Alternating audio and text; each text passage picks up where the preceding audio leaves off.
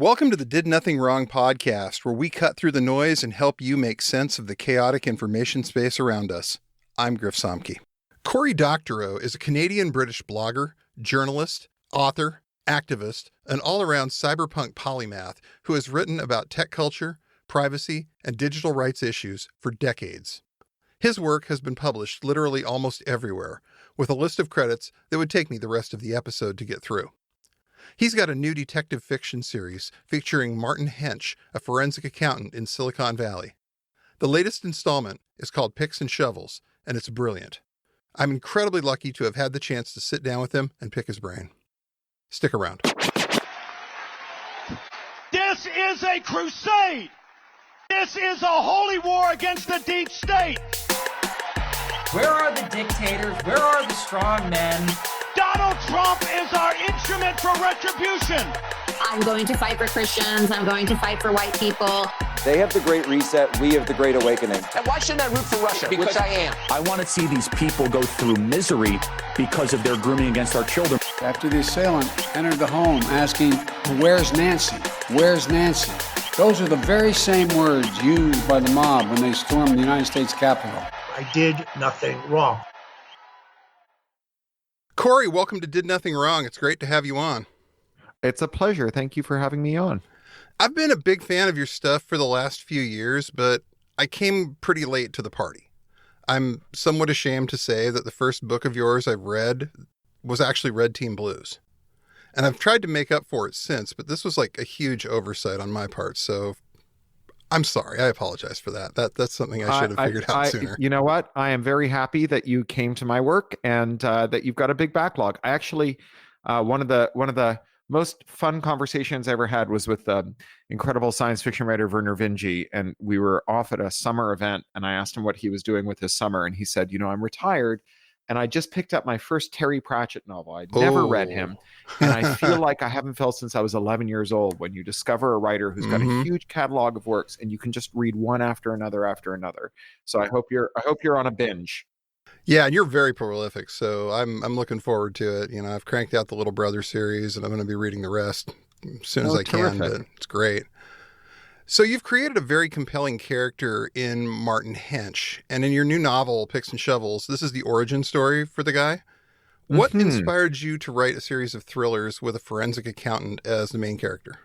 Well, we live in like a moment where forensic accounting, which is just, like any other kind of forensics, looking at the evidence and figuring out what happened, and where that has become almost a spectator sport. We have the Paradise leaks, the Panama Papers, the IRS leaks, Lux leaks, and so on.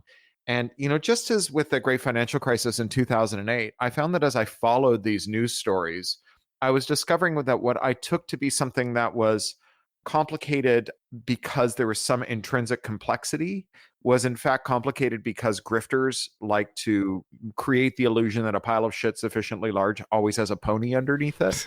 and that kind of performative complexity, the more you kind of sift through it, the more you realize that the reason you thought you didn't understand it is because it's really stupid.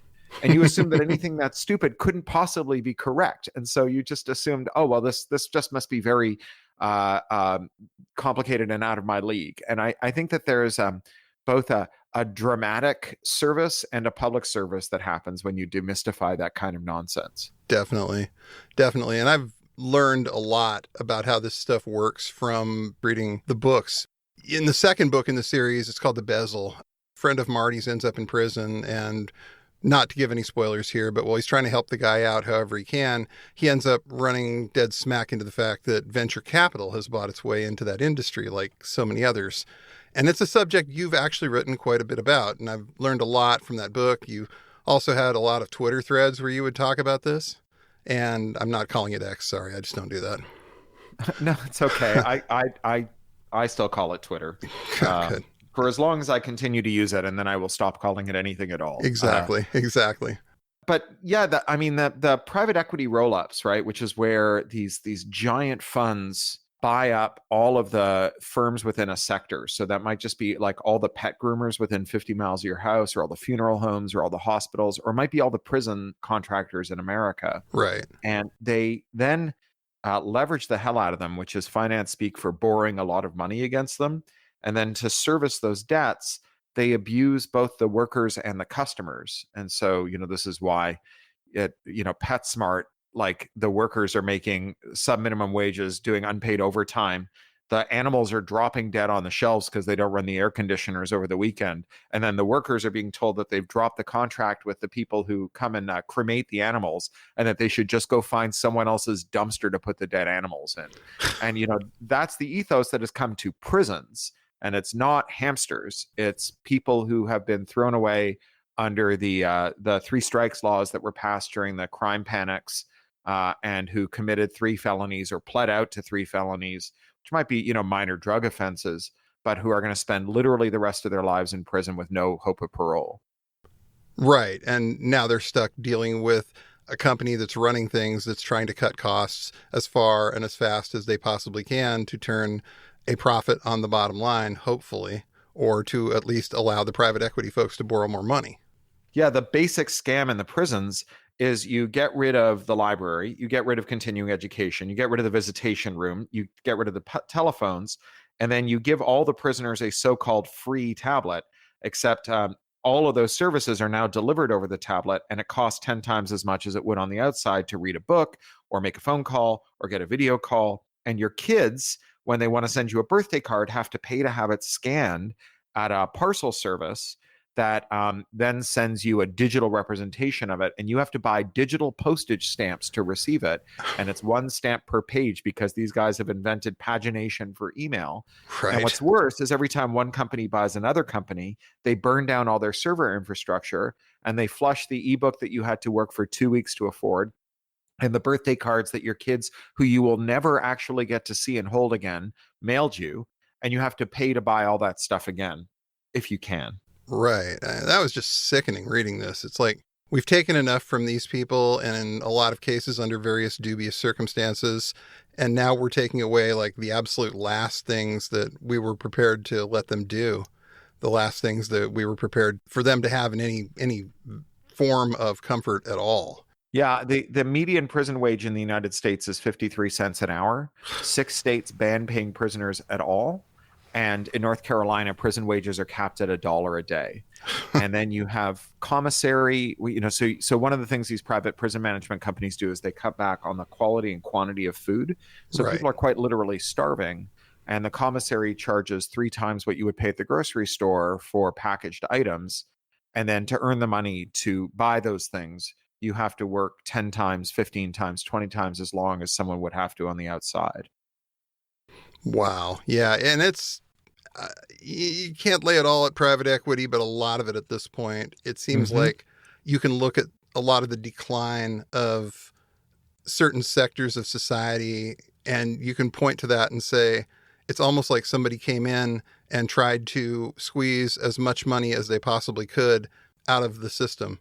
And now it's starting to fall apart, but it's not their problem. It's yours. Yeah, for fans of The Sopranos who remember the bust out episode. Yes, right? absolutely. This is a bust out, and it's a bust out that has come to many different sectors, and it's pretty grim. So Marty Hench is a forensic accountant, and his thing is unwinding these finance scams and then figuring out how to break them up. And Right. So The Bezel is it's effectively, it's kind of a heist novel or a caper novel. Yeah. Where it's not just about figuring out how the scam works, but also how to disrupt it and destroy it. Right.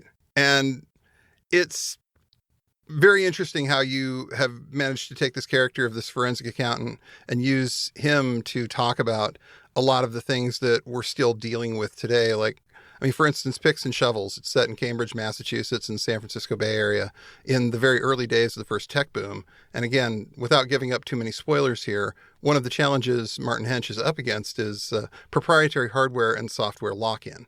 Now, I was a kid in the era you're writing about, but it seems like things are significantly more locked down and proprietary now than they were in those days. Yeah. How did we get this so wrong? Yeah. So this novel is set in the era of what I call the weird PC. Because when PC started, nobody really knew what they were for or what they were supposed to look like or who was supposed to buy them or how they were supposed to use them. So PCs were pretty dang weird. I grew up in Ontario, like all the best Americans, I'm a Canadian. And in Ontario, our Ministry of Education made its own PC. It was a computer called the Sammy Icon. Okay. It booted 3 different operating systems, including a logo prompt. It came in a huge injection molded case that also included a tape drive. Okay. And it had a gigantic trackball like the arcade Centipede game. It was a very weird computer. And Marty is working for a weird computer company when he gets out to the Bay Area after dropping out of MIT. Like a lot of MIT kids, he enrolls in a computer science program and spends so much time programming computers that he can't do his homework and flunks out. And he comes to Silicon Valley and works for a weird PC company that sounds like the setup for a joke. It's run by a Mormon bishop, a Catholic priest, and an Orthodox rabbi.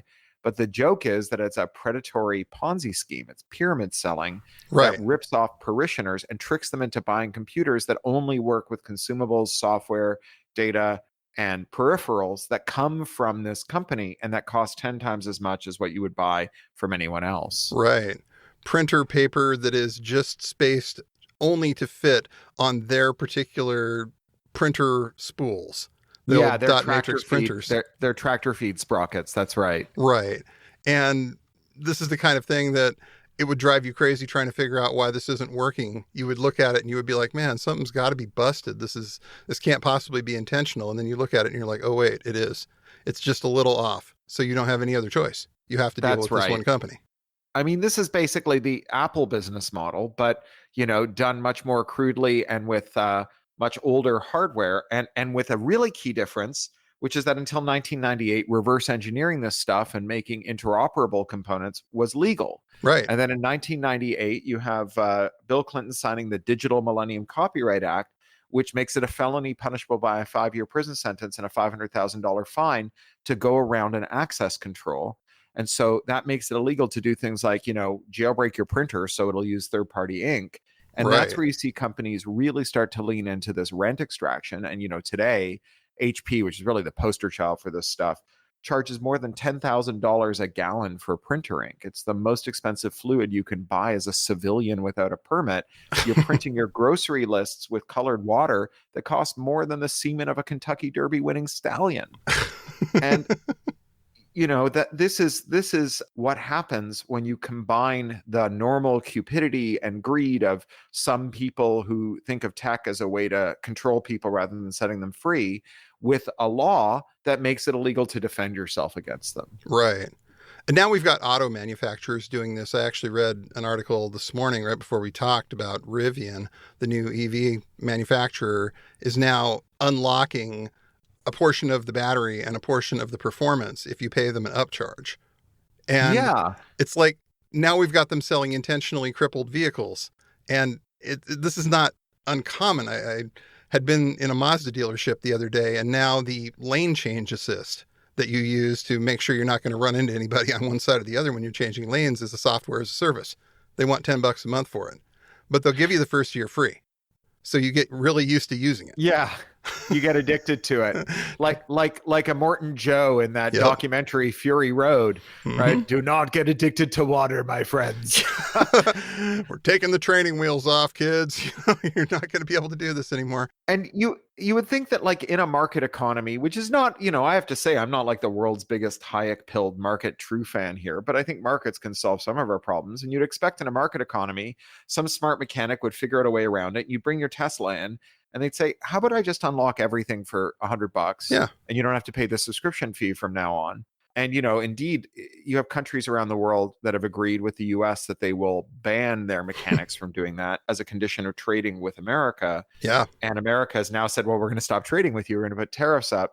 And I'm just waiting for some country to say, oh, well, we'll just repeal those laws then. Like getting angry at Musk about his Nazi salute just like gives him the attention he craves. Whereas, taking away the most profitable line item in the Tesla business, which is selling all these subscriptions and, making them use their service depots and so on, that's going to kick that guy right in the dongle. Yeah. Yeah, absolutely. It is. It's like get people off of their proprietary car insurance that they use your telemetry data to track and decide how much you're paying at any given time. These are the things that they're really, like you said, making a bunch of money on at this point. And they've got every owner of those cars basically locked into those services. Yeah. personally, I drive a 2013 Nissan Leaf, and I'm actually very happy about the fact that it's old enough that the telemetry devices are obsolete and won't connect to Nissan servers anymore. But I think I blow one of those up in Red Team Blues. Yes, you do. Yes, you do. And it's like, I've been a little nervous ever since I drove that. I've read it, nobody thankfully is out to get me, hopefully, knock on wood here, the way that was. I also blow up the Bay Bridge in Little Brother. And when Little Brother was the one city, one book for San Francisco, the Bay Bridge's Twitter account tweeted all this sad and accusatory material about me, tongue in cheek, sort of, oh, Cory, why were you so mean to me? So I got to ask, Martin Hench, the main character in all these, has been at certain inflection points where big things are happening over the course of his life, which go a long way to explaining why he is what he is. And I noticed that you've actually left it pretty open-ended. There's a lot of space in between the existing 3 books for more story. How many more of these do you think are coming at this point? Please say why. So it's got a funny origin story. I write when I'm anxious. And so during lockdown, I wrote 9 books. And Nice. One of them was this book called Red Team Blues. And I came at it with a really weird conceit. I thought, what if you wrote the final volume of a best-selling, beloved, long-running series, but didn't bother writing the rest of the series? Which I thought was like a fun conceit, like a fun idea. It worked. And yeah, well, thank you. And my editor agreed with you. Normally, he takes a while to think about new books. When I send them to him, he's a very busy guy. He buys them all, but it takes him a while to get around to them. So right. I sent him this book, and the next morning there was an email in my inbox. It was just 3 lines long. It said, "That was a fucking ride. Whoa." And he bought 3 of them. And I was faced with a challenge because when we meet Marty Hench in Red Team Blues, he's a 67-year-old forensic accountant who has been present at every single tech scam that Silicon Valley has had to show for itself since the days of the PC. And he's been called out for one last job, and he earns his retirement. Right. And, there is some precedent for writers taking detectives out of retirement. Obviously, Conan Doyle brought Sherlock Holmes back over Rickenbach Falls. But he did that after Queen Victoria offered him a knighthood. Right. And my editor, as powerful as he is in New York publishing, cannot knight me. And I realized that I didn't have to tell sequels. No. That, in fact, if I told the story in any order, first of all, I could visit any scam in tech history because he's the Zelig of high-tech finance scam. He's been there for 40 years. He's been there for all of them. So I can choose any one of a very rich field of really gross things that would be really fun to delve into, to write about.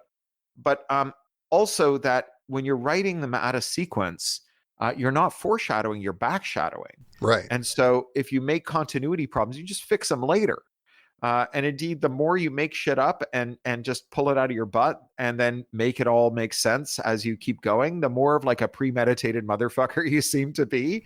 And, people think that you really got your head around how to make this thing work. So I really liked it. I really enjoyed writing them this way. And originally they were going to go in a slightly different order. It was going to be Red Team Blues, Picks and Shovels, and The Bezel. Right. But then I figured out what The Bezel was about, and it basically wrote itself before I could finish. I was already writing Picks and Shovels at the time before I could finish it.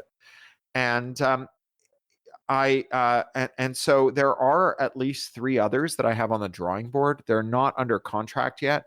Like I say, I write a lot when I'm anxious. So I have a book about this political economic idea I've come up with called enshittification, coming out in October from Farrar, Straus and Giroux, another Macmillan imprint. This book's from Tor, which is also Macmillan. And then a third Macmillan imprint, First Second, is doing a graphic novel of enshittification that I'm working with an illustrator and adapter on. And then, there's just so many other projects I'm in the midst of. So I don't know when or indeed if I will write those other 3 books, but I have extensive notes for them and I hope to write them someday. Right. Well, since you brought it up, I'm going to go ahead and ask you a little bit about enshittification and how you managed to get so much of what's gone wrong with society and continues to go wrong into one word. It seems like this is such a great summary of where we are right now in pretty much all aspects of things. Can you walk me through the thought process, the lightning bolt that hit you on this one? Well, for 23 years now, I have worked for a nonprofit called the Electronic Frontier Foundation on what you could broadly call digital human rights. Everything from civilian access to strong cryptography and privacy technologies to the attempt to make it illegal to make a PC unless it was designed to prevent you from illegally copying music with it, to all kinds of other weird fights over the years, net neutrality and so on. And I have been trying to get normies to care about these problems for most of my life now, almost half of my life anyway, most of my working life, with moderate amounts of success. But, developing new ways of talking about this stuff. Obviously, the audience comes to meet you if you go on long enough, because the number of people who understand that technology really matters has only gone up since I started. One of the things that mattered when I began, or one of the challenges, was getting people to just admit or believe that how computers were regulated was important to the rest of the world. Right. There was just a sense that, Malcolm Gladwell wrote a piece about this, I think in 2010, where he was like, this is just nonsense. You're not talking about civil rights here. You're talking about like the rules for forums where sad nerds argue about Star Trek. And this is just not a human rights issue. And I think today everyone agrees. And so some of that work has been done for me by time. But in the meantime, I've gotten pretty good at talking about this stuff. And then I coined this term. It's one of many terms I've coined over my working life. And people just like a minor license to swear. The minor license to profanity just delights people. Academics love using it in papers. Journalists love putting it in their coverage. I discovered that the New York Times will not let someone use it in the op-ed page, and it's they call it things like impoopification. But when the You're word making was it worse when you do that. Oh, you sure do. But when the word was the American Dialect Society's word of the year, because it was straight reportage, they could use it. And it has since been the word of the year for Australia's National Dictionary, the Macquarie Dictionary, and also the New Scientist in the UK made it their word of the year. And so it's really got a lot of legs, as they say. And I think it's the marriage of a well-articulated and true critique of how technology works with a word that's fun to say and that feels like it could describe everything, not just technology. Although I use enshittification in this fairly narrow technical way to describe how platforms are getting worse, I am not at all bothered when people use it in a more colloquial way to talk about how everything is getting worse. That's fine with me. This thing has definitely jumped containment when it comes to going from a way to describe how platforms start out relatively good and then they proceed to soak their users at the expense of their business customers, and then pretty soon they're just dead and they're soaking everybody. This is a word that seems to apply to a larger amount of society than that. So yeah, you're definitely onto something here. Matt Howie, who started Metafilter just before we got on the line, messaged me about a video he was watching where someone was describing a cabin that his family used to rent every winter for a ski trip as becoming enshittified. And someone else just wrote to me to say that their rabbi on Long Island used it during a service. Ireland's top tech regulator used it during an official presentation. Oh, wow. I recently was giving a talk at the American Association for the Advancement of Sciences conference in Boston, and a Senate staffer came up afterwards and said, we're thinking about holding hearings on it. So there you go. Yeah, I mean, talk about like riding the zeitgeist. It's like, this is the perfect word at the perfect time. And I'm definitely getting a poop emoji on my headstone. Of all the things, he talked about, it's like you're the enshittification guy, but it works. People are using that, and it's definitely caught on to common usage, and it's really summing up where we are at this point. So I went back, I was rereading the entire series to prep for talking to you, and I noticed in Red Team Blues, you made a comment about Elon Musk that sure seems awfully prescient. Now, the comment was, I've spent enough years around bullshitters that I can spot them a mile away. In his case, I could spot him from orbit using one of his overpromised, underdelivered satellites. And that just absolutely kind of nails it with Elon. And it was one thing when he had a couple of companies he was running and couldn't do that much damage. But now we're at a point where he might as well be president right now for the amount of damage he's doing. What the hell is this guy up to at this point, in your opinion? Well, it's hard to peer into his mind. I would say that he has the affect of a live streamer who's broken into a missile silo and whose chat is full of like, chuds who are like, I think you should push that button. Do it. And I think his chat is full of like the America First Institute and the Heritage Foundation, a bunch of grotesque think tank guys and broccoli hair brown shirts. And he has been given, the most dangerous thing in the world, which is power without accountability. And there are a lot of people who like the idea of power without accountability because they believe in this story about meritocracy, where they think that if you amass power, it is indicative of your virtue and wisdom. And accountability would just get in the way of your singular vision being unfolded. Because by definition, anyone who gets a lot of power deserves it because we live in a meritocracy. Right. And so, of course, this is all those people. One of the things that kind of presaged this was I wrote about Elon Musk once, and someone came into my mentions and said, you have to understand he's the only person who can save us from the climate emergency. Right. And so this belief in a kind of Iron Man story, right, a superhero story. Right. I think he's bought into it. He cultivated it and then he bought into it. Started believing his own press clippings, as it were. Inhaling his own farts. He just started believing those stories, and instead he kind of turned into literally the reincarnation of Henry Ford down to the, anti-Semitic newspaper, also known as Twitter. But there's a great song by Penelope Scott called Rat. About Elon Musk, and if you were looking for a song that had Musk's number many years ago, she's a chiptunes performer. She's great. I could not recommend it highly enough.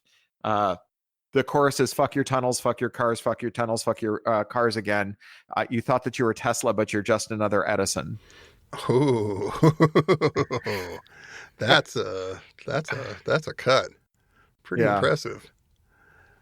Yeah, and it just really feels like this is a guy who doesn't feel like he's got any limits anymore, and he's just out there slashing things, doing whatever he thinks the crowd wants to see, and really kind of feels like we're heading somewhere bad as a result of this. I mean, we've been on this crazy ride for at least 2 decades, but it's felt especially insane now with this guy and the new administration in the U.S. doing its best to seemingly wreck everything.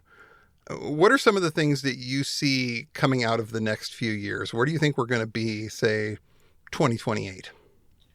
Well, I think I have a unique position here because I'm both a science fiction writer and I'm an activist. And as a science fiction writer, I have a lot of experience with the futility of prediction because sometimes science fiction writers think that they're doing prediction, which is nuts. Nostradamus did not predict the future, and neither can you.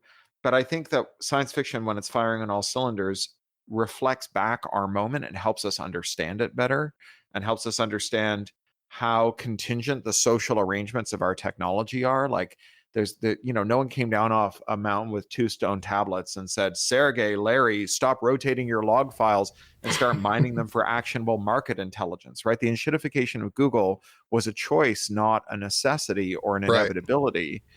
And then as an activist, my instincts are attuned to look for how changes in circumstances open up the space for new moves that we couldn't make before. And, those moves today, I kind of hinted at them before, they include changing the international system of global trade, which Trump is really disassembling now, and rebuilding it so that countries, including the US, will benefit from reverse engineering and smacking right at the most profitable lines of business of the most profitable companies in the S&P 500. If you're Canadian and you're thinking, okay, well, America's putting a 25% tariff on our goods, and your response is to put a 25% tariff on American goods, you're just making everything in Canada that Canadians buy from America 25% more expensive, which is a very weird way to punish Americans. Whereas by contrast, if you legalize Canadian reverse engineering and modification so that you can get Canadian app stores, Canadian alternatives to Steam or the Xbox store that you can install right on your device after jailbreaking it, Canadian devices that will diagnose and unlock parts for every car, every tractor, every medtech device. Yes. All of that stuff, which is striking at the highest margin lines of business of the companies that are keeping the S&P 500 in the black. Then you have a political solution that is making things cheaper for Canadians, and doing so by eroding the largest margins of the companies that captured the American political system and destroyed it. And so that's very good for Americans too. And I think the first country that does this is going to spark a panic among other countries that are going to think, well, if the Canadians do it now and we wait, then they're going to become the global powerhouse. And it will build a new industry for you at that point. It will turn into the phone unlocking industry on steroids to some extent. You'll have that's right. Everybody coming up and trying to get their Teslas unlocked. Worst comes to worst, you can drive up from Seattle and do it. It's not going to be that big a deal.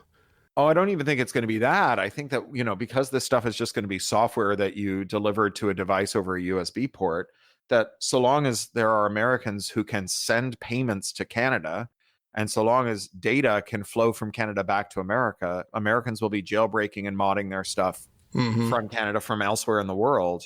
My colleague Carolina Botero just wrote a couple of op-eds for the major Colombian daily saying, we should do this before Canada does. That's the opportunity I think we have right now. Right. And it's going to be interesting to see how somebody like a Donald Trump reacts. I mean, first off, someone would have to explain it to him, I think. I don't think he would understand this without quite a primer on exactly how this kind of stuff works.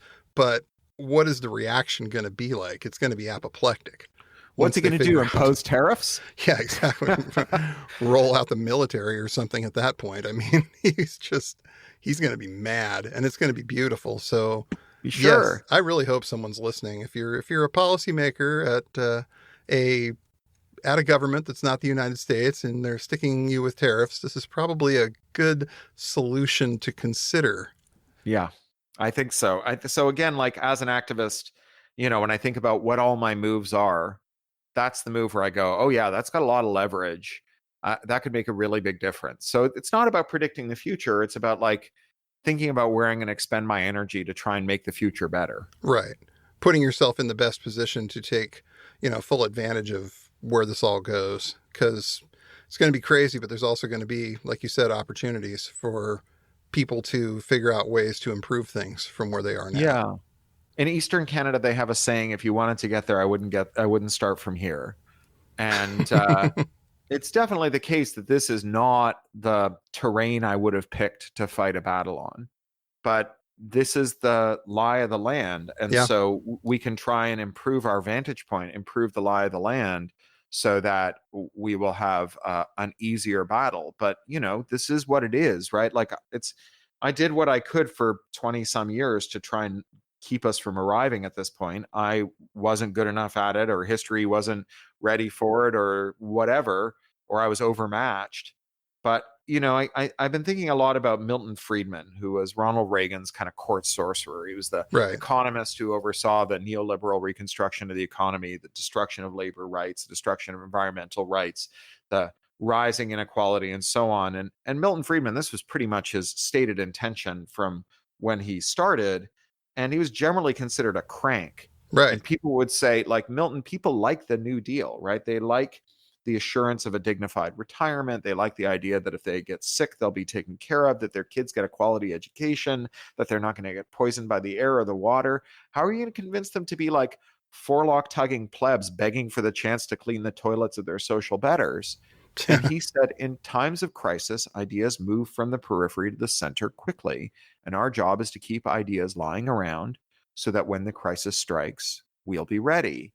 And the crisis for him was the oil crisis. And just like with pandemic inflation and then the greed inflation that followed, the monopoly inflation that followed, when prices go up, electorates are willing to consider very radical alternatives. They will fire whatever government presided over a price increase. And Trump's tariffs are going to make everything a lot more expensive. Right. And there is going to be a space for a huge political change, and it could go very badly. I'm not saying it'll automatically be a good political change.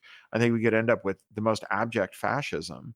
But given that we are kind of due for a big political change, I'm going to make this my oil crisis and do my damnedest to try and get us to something better when the dust settles. Right. Because we're definitely in buckle up territory. There was a story that just came out that the government may start missing Social Security payments down here. And that's one of those, if this happens, watch out.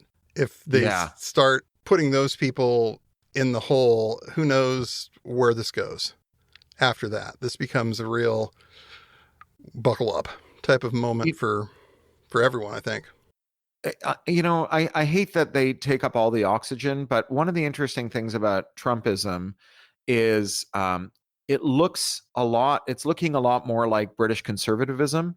The British conservative movement are the only conservatives who really acted like conservatives, even when it came to things like police and military budgets and old people.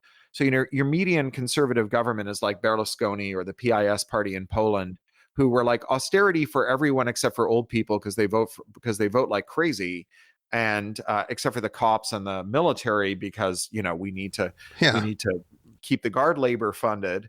And the British conservatives are like, we are going to let old people freeze to death, and also we are going to stop funding the cops, which is very weird. Like, it's very ideologically consistent, but not what you normally see. And Trump talking about eliminating Social Security, or Musk talking about eliminating Social Security, which he's really being very serious about. Oh, they've said it enough times that I fully believe they're going to do it if they can do it.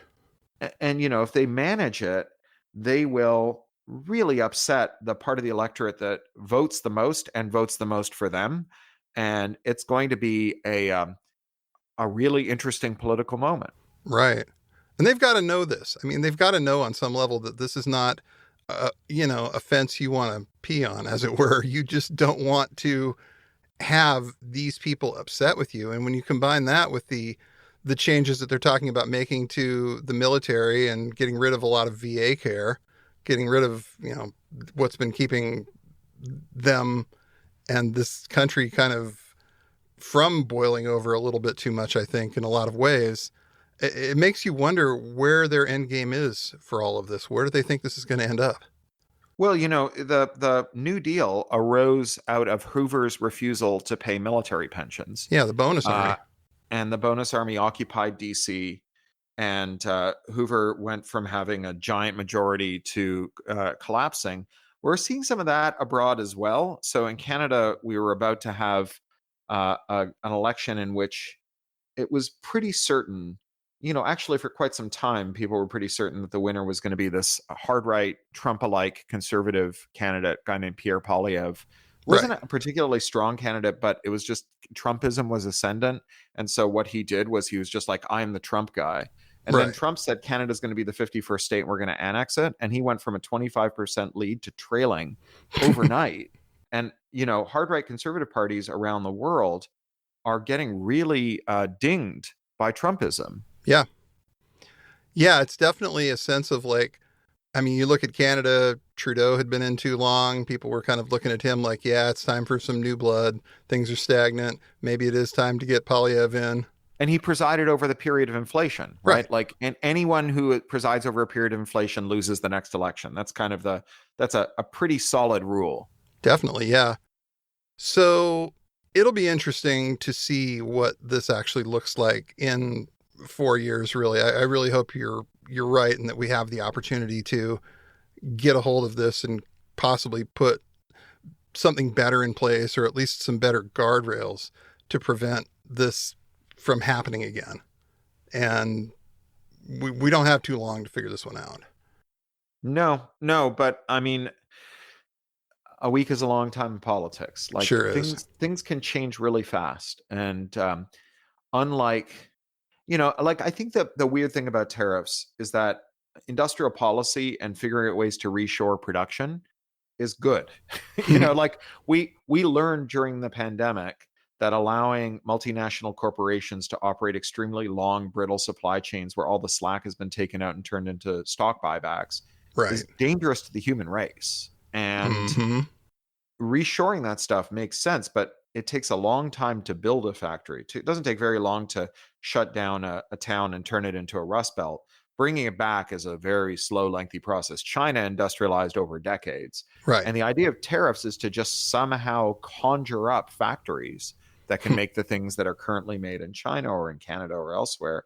And those take a while. I mean, one of the reasons that Bidenism was not more successful is a lot of the signature accomplishments of that are industrial policies that take more than 4 years to pay a dividend. And people just didn't feel like Biden did anything for them because he hadn't. The thing that he did was going to take 10 years to do something for them. Yeah. It's definitely not an overnight thing. And you're seeing that now with every company that's using China as a huge manufacturing center, trying to figure out how to hedge their bets on that, move capacity elsewhere. And there's a massive shortage of stuff as they're doing it. There's layoffs, there's stock price drops, and they're definitely feeling some pain as they try to figure out how to navigate that. We know we want to move production either back to the United States, Canada, or they want to move to India or somewhere else. But tooling up those factories takes a while. Getting that all ready to go is expensive. And it gets harder when the global economy is in free fall and there are panics because you did tariffs and then there were massive shortages and huge political dislocations. So, all of this is going to slow it down, not speed it up. Kind of circling back a little bit to proprietary formats, we were talking about the idea of people having customers, consumers locked into their particular walled garden, as it were. You've talked about this a bunch. It's been one of the major themes of your work, and you're definitely putting your own money where your mouth is on this by not putting DRM on your own work. And I mentioned that to somebody I was talking about this with, and they were like, well, how does he make money? I'm like, well, he sells books. Right. And the way he sells books is by, promoting these books and telling people, hey, don't steal my stuff, please. Right. Do better. Well, I'm this guy. And, don't tell anyone, but breaking DRM is pretty easy. No. So, what DRM does as a practical matter is because it's illegal to break DRM, if you're an author and you decide that you're not getting a good deal from Amazon, or if you're a publisher and you decide you're not getting a good deal from Amazon and you want to switch to a rival platform, you can't give your customers a tool they can use to unlock their Audible library, their Kindle library, and follow you to another platform, which means that the more books you sell, the harder it is to leave and the worse Amazon can treat you. And so this has nothing to do with preventing piracy, because anyone who wants to steal the book can just remove the DRM by figuring it out. Oh, yeah. But normies can't. Exactly. It annoys the normies, and it keeps the normies on the platform that they've bought into, that they've locked into, even though it would probably be a better choice for most of them to move off to, at the very minimum, something open, because you just have a license here. And I don't think people are really understanding that. If Amazon just knows that you can leave, they are less likely to screw you because they're worried about you going, right? When they know you can't leave, that's when they screw you, right? This is why water on the far side of the TSA checkpoint costs 5 times as much as on the near side of the TSA checkpoint. Once you can't go, this is why prisoners get charged 5 times as much for a can of tuna as someone on the outside, right? Because when you have a captive audience, you can screw them over and they're still going to buy. Yeah, because they have no other choice at that point. And capitalists hate capitalism. They would, all other things being equal, they would prefer that you just have to arrange your affairs to benefit their shareholders rather than living your life in a way that benefits you. So have you seen a lot of other authors follow your lead? Has that been a thing? People pick it up and say, hey, this guy's doing okay. He's selling books. He's doing fine. Maybe we could work this same kind of model and not have to play this game. Yeah, so Tor Books, which is the largest science fiction publisher in the world, they're my publisher, part of Macmillan. Right. All of their books are DRM free. Not their audiobooks, though, because Audible doesn't let you sell on the platform unless you put DRM on your titles, which is why none of my audiobooks are available on Audible. But they're available everywhere else because, with the exception of Apple and audiobooks.com, all the other platforms let you choose whether you want DRM or not. And other authors have followed my lead in not selling on Apple, Audible, and audiobooks.com and sticking to DRM-free platforms. The most notable success there is Brandon Sanderson, whose last kickstarted audio and hardcover project raised, I believe, $6 million. So I think there's at least proof that it's possible to do it, both as a writer like me, who's sort of a best-selling but mid-list writer, and as a big best-selling writer whose books are structurally important to the publishing industry, like Brandon. Right. So it's definitely the kind of thing that could be at its moment. I mean, you see right now, especially with the younger generation, the popularity of physical media starting to be a thing again. It's like they've kind of figured out that, hey, maybe actually owning this thing in a format that they can't take away from you is not such a bad thing. If you're going to be living in a capitalist system, maybe you should actually own the thing that you spent the capital on, as opposed to just the license. I mean, the video game industry is really bad about this now. They want you to download everything and then take it away whenever they feel like taking it away, essentially. So yeah, it's very interesting that games are now selling modes that are like throwback modes that take you back to before they enshittified them, where you can play like the classic version of the game without all the DLC, the expansion packs and stuff that were just introduced solely as a way of like getting rent. Yeah, and it's amazing how willing people have been to tolerate that, to say, yeah, okay, I'll pay the cost of the game, and then I'll pay the $10 a month you want to play this online, and then I'll pay the $10 after that a month that you want to have, this expansion campaign that you want to sell me. It's really crazy how much more money they've figured out how to make out of this stuff.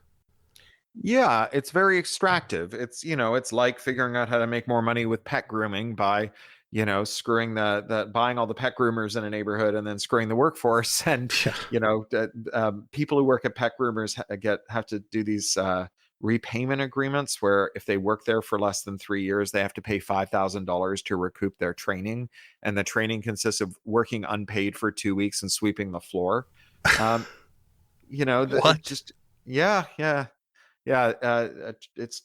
They're colloquially called trap agreements, training repayment something, training repayment agreement payment or something. But yeah, $5,000, and it's just private equity has bought all the pet groomers, and they've just started doing this because they've got a captive workforce now. Wow. They've done the same thing with nursing homes, palliative care. There's a whole ton of this. Palliative care homes will convince old people to switch to there's a mode in Medicare where you are declared to be in your last 6 months of life. And they convince people to do this, and they get like de-enrolled from most of their medical care. And if you charge less than, I think it's $200 a day, there's no auditing. And so they just deliver nothing. They talk people into this. They deliver nothing. And then if they're still alive 6 months later, they have to figure out how to re-enroll in Medicare, which is nearly impossible because this is the thing you enter when you're in terminal decline. Yes. And it's not set up to allow people to reverse it. No. And you have to enter this after 6 months of neglect. Yeah. You have to figure out how this is. And some of these people obviously don't have family members to help them with it. That's exactly right. Wow. Yeah, that's evil. It's a Sopranos bust out. It's a Sopranos bust out of the whole economy. And it would be really nice at some point if we had, I don't know, maybe like a Consumer Financial Protection Bureau or something with some teeth that could look at these sorts of things and say, no, we're a civilized society. We don't do this to people.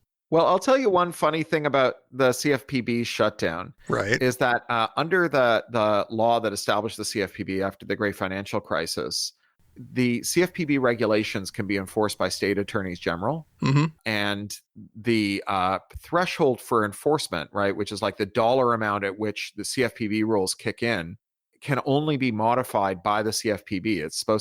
They're supposed to hold hearings every couple of years, look at inflation figures and adjust those numbers. And without the CFPB in place, every state attorney general can enforce every existing CFPB rule. None of those rules can be modified or removed. And the number of people those rules apply to only goes up because they cannot adjust the inflation threshold for enforcement. So this is pretty funny. Like, it's objectively very funny that this has now happened. And given that AG stands for, aspiring governor, right? There's going to be a lot of attorneys general who are going to have the opportunity to really stick it to like crypto creeps. Uh-huh. And it's going to look really good on a campaign poster coming forward, I think, to be able to say, hey, I'm that guy. I did that, Yeah. So you mentioned the EFF earlier, and they've been doing this kind of work for decades now and been, a lone voice in the wilderness on a lot of things, but they've been doing, really vital and important stuff. Who are some of the other people and organizations that are doing good work these days on these issues, and how do we support them? Well, so EFF has this network of community groups that we coordinate or act as a clearinghouse for, called the Electronic Frontier Alliance. Okay. So these are independent community groups all over America that work on local ordinances and local issues at the county, state, and municipal level. And we help them kind of glue each other together, give each other support, repeat what works in one place somewhere else. And if you want to get involved, that's your best bet. So if you go to the Electronic Frontier, if you search for Electronic Frontier Alliance, you'll go straight there and you can see if there's a group in your area. And if there isn't, you can think about starting one. Other groups like the ACLU, the Consumer Project on Technology, the Campaign for Democracy and Technology, Consumer Reports. There have been many different organizations and continue to be many organizations around the country. Fight for the Future. In Canada, there's openmedia.ca. In the UK, there's a group I helped start called the Open Rights Group, Digital Rights Ireland, Netzpolitik in Germany. So there are groups all over the world who work on this stuff. We're pretty well networked with one another. We also work with the Free Software Foundation Europe, and so on. And, I think that there are lots of opportunities to give, to get involved, to even just get on a mailing list to find out about things like letter writing campaigns or times when you can call your congressman. Particularly if you think of yourself as pretty technical, can be very useful for people who have a technical background to call congressional staffers or to go to their congressman's constituency hours when they're in town and just say, hey, this terrible bill that's in front of Congress, let me explain to you as a technologist what's wrong with it. Right. We've really seen that move the needle before. Okay, well, that's a great suggestion. That was not something I was aware of, but yeah, that's definitely, if there's a local alternative, if there's a local outfit that's doing this kind of work, that's probably almost always preferable to potentially, some national organization, which can be kind of faceless to some extent.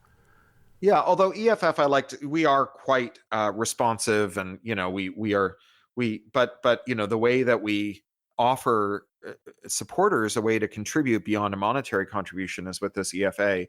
A lot of what we do is what's called impact litigation, where we're suing or defending someone. And we have to be really careful about who's affiliated with us and what they say if they're acting on our behalf, because technically, we're a law firm. And so things that people Right. who work for the firm say can be used as kind of statements on behalf of the firm and potentially on behalf of our client. We have to be really careful there. We represented people in the Snowden cases and so on, really high stakes. Right. So, to create these architectures of participation where everyone can get involved, we created this network of local groups. Fascinating. That's a really, really great solution to that. Definitely.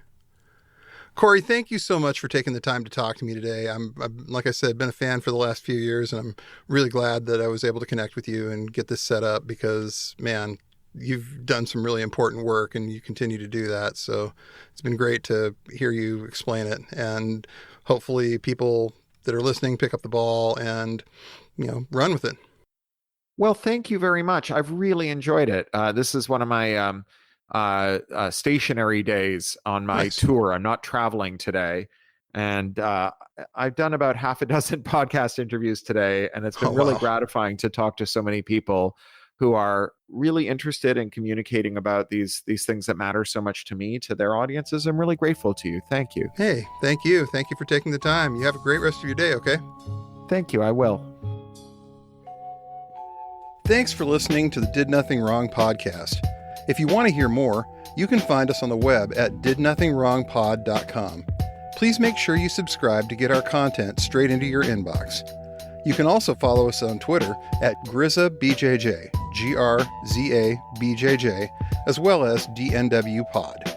We're extremely grateful for paid subscriptions and donations that allow us to keep doing this important work. Thanks, and remember, everyone mentioned did nothing wrong.